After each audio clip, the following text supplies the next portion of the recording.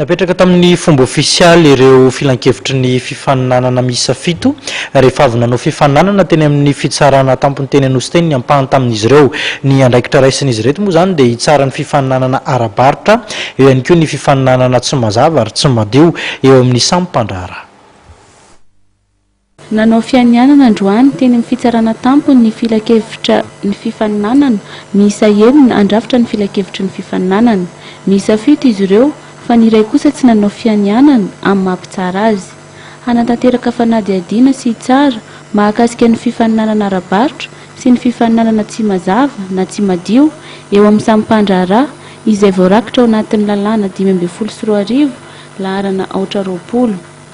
Notokanana androany ihany koa ny toeram-piasan'ny filan-kevitry ny fifaninanana dia ny centrale d'achat Tsimbona na ny tsena iombonan'ny mpiasam-bahoaka ifampitsinjovana noho ny asa.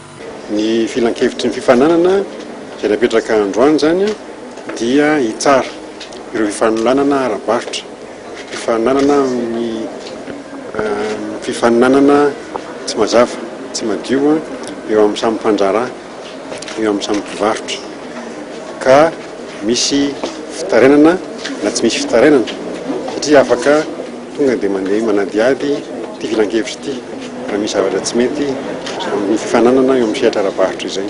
Afatsihirina fa lalàna 520 izay mametra ny mikasika ny fifaninanana no mametraka izay filan-kevitry ny fifaninanana izay dia ny fampiasana an'izay lalàna izay zany no fampiarana an'izay lalàna izay no tena asa ho ataonyity.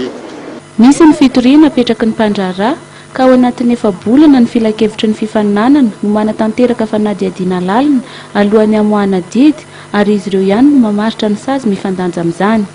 Izy zany tsy voatery ho sazy, tsy voatery ho sazy zany ny fanapahan-kevitra raisin'ny conseil de la concurrence fa indraindray koa zany le izy mety ho kazany fandidiana fampijanonana ny fampiarana izay tsy fanaran-dalàna eo amin'ny lafin'ny fifaninanana izay.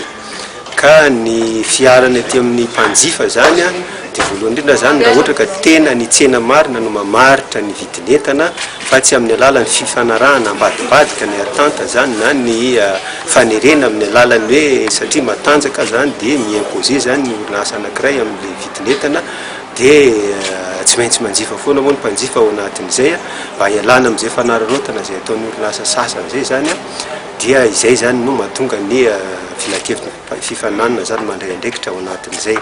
Ka misy hatrany zany fanadihadiana lalina izay maharitra eo amin'ny efa-bolana eo zany vao tena afaka mamoaka didy ara-dalàna zany ny filan-kevitry ny fifaninanana.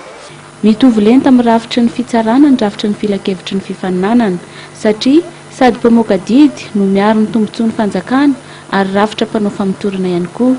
Misy ihany koa ny lalàna hafa miaro ny mpanjifa amin'ny resaka garantie sy ny publicité mensongère eo amin'ny lafin'ny kalitaon'ny vokatra raha mifanaraka amin'ny dokam-barotra na tsia.